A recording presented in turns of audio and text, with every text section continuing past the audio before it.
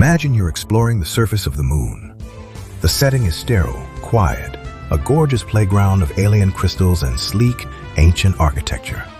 But then, out of nowhere, you turn a corner and are forced to stare straight into the wide, unblinking eyes of a giant, floating, metallic human head that looks like it crawled out of a cyberpunk nightmare. No body, no warnings, just a massive mechanical skull frozen in a permanent, blood-curdling scream. It's a total jump scare of design, an abrupt plunge from the cozy medieval castles and chocobo stables you've spent the last 20 hours exploring. Death Mask. It has an intense, metallic purple sheen that gives it a cold, industrial vibe. But what really grabs you, and frankly refuses to let go, is the sheer level of organic detail fused into its cybernetic structure. Look at those bulging, bloodshot eyes. They aren't mechanical sensors. They are painfully alive, wide with a manic frenzy that stares straight into your soul. And its mouth is stretched wide open, displaying a terrifying set of sharp, vampire-like fangs, with a thick, ominous red cable snaking right out from between its teeth like a metallic tongue. Talk about literally spitting wires. It is a face permanently frozen in a terrifying state of agony and malice. Up until you reach the final legs of the journey, the world is defined by classic high fantasy. You have kingdoms, knights in shining armor, dragons, and mystical wizards. It's all very magical and traditional.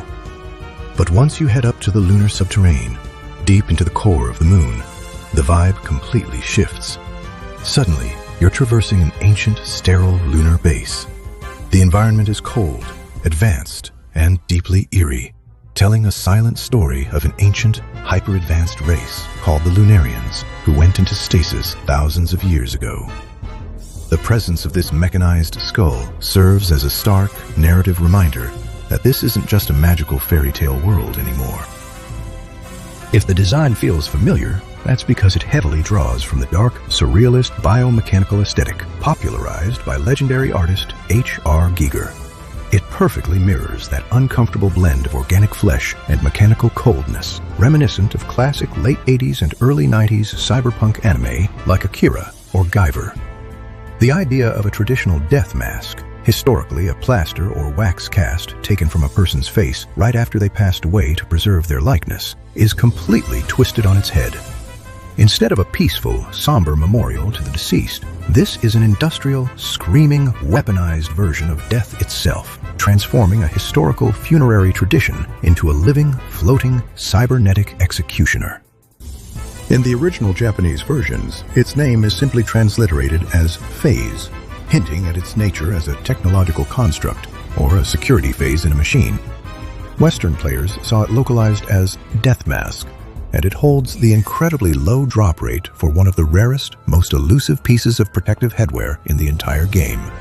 The Glass Mask, an homage to Glass no Kamen, cult shoujo manga from the 1980s. It's an infamous grind that has driven collectors completely mad for over 30 years. So next time you take a trip to the moon, make sure you look out for the giant purple face, because it's definitely looking out for you.